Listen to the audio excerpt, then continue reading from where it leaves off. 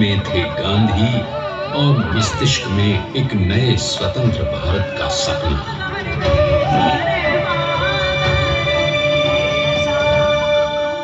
तभी बारडोली के मजबूर मजलूम किसानों की यातना का समाचार उनके पास पहुंचा। तुरंत वल्लभ भाई वहां पहुंचे और यूं शुरू हुआ भारत का सबसे बड़ा और सफल किसान आंदोलन बारडोली। वल्लभ भाई ने बारडोली के 87,000 किसानों को ऐसा अटल अडिग अचल मनोबल दिया कि अंग्रेजी सरकार हिल गई और 1 बरस के बाद उनका लगान माफ कर दिया गया। अब तो पूरे देश में लोग वल्लभ भाई के नाम की कस्में खाने लगे।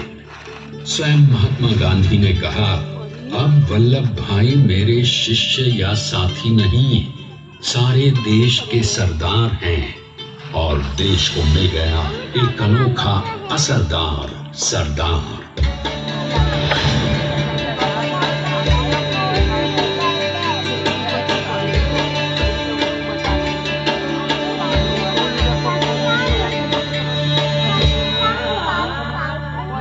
सरदार पटेल के नाम और देशभक्ति से अंग्रेज डर कर कांपने लगे। 1930 के नमक सत्याग्रह और दांडी कूच में वो बापू से भी पहले गिरफ्तार किए गए। तो सन 1932 में फिर उन्हें बापू के साथ ही जेल में 2 सालों के लिए डाल दिया गया। मगर आजादी के दीवानों को, स्वतंत्रता के परवानों को कौन गिरफ्तार कर पाया है। जेल से छूटते ही सरदार को कांग्रेस के नए राष्ट्र अध्यक्ष पद पर चुना गया और उनकी सरपरस्ती में राष्ट्रवादी भारतीयों ने तमाम ब्रिटिश सूबों में जीत हासिल कर वहां अपनी स्थानिक सरकारें बनाई। किंतु सरदार का सपना केवल सरकार बनाना नहीं था। उनका स्वप्न तो था एक ऐसे नए भारत का जहां हर रंग, हर रूप, हर जात मजहब तबके का हिंदुस्तानी एक साथ मिलकर एक ऐसा नया भारत बना सके जहां पूर्ण स्वराज के साथ सारे समाज को गरीबी, अशिक्षा, छुआछूत से भी आजादी मिल जाए। इसकी पहली रणनीति थी भारत को अंग्रेजों की गुलामी से आजादी, ताकि भारत के लोगों की अपनी सरकार सबके साथ और सबके विकास के लिए काम कर सके। बापू की अगुवाई में अब देश ने अंग्रेजों को अंतिम चेतावनी दे दी, करेंगे या मरेंगे, क्विट इंडिया, अंग्रेजों भारत छोड़ो। बस फिर क्या था, संघर्ष की रणभेरी बची। 3 सालों के लिए सरदार पटेल को भी सत्याग्रही नेताओं के साथ जेल में ठूंस दिया गया। 2 सालों के बाद अंग्रेजों को बापू के सभी शिष्यों और साथियों को छोड़ना पड़ा।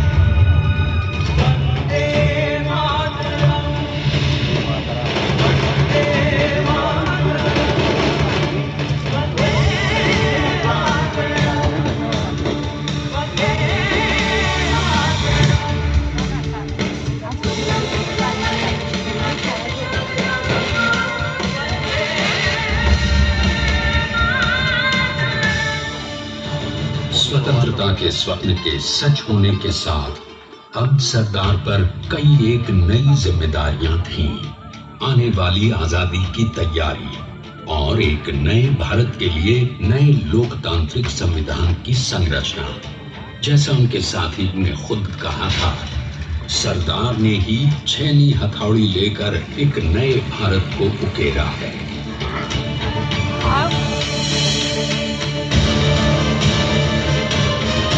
स्वाधीनता तो प्राप्त हुई, लेकिन खंडित भारत में भी उठते विभाजनवादी अंधकार को अभी दूर करना था।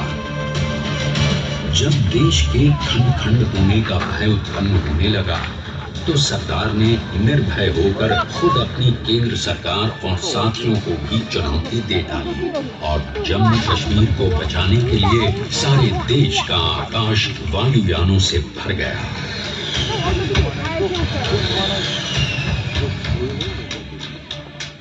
और फिर हैदराबाद और जूनागढ़ के भारत में विलयीकरण को पाकिस्तान से चुनौती मिली।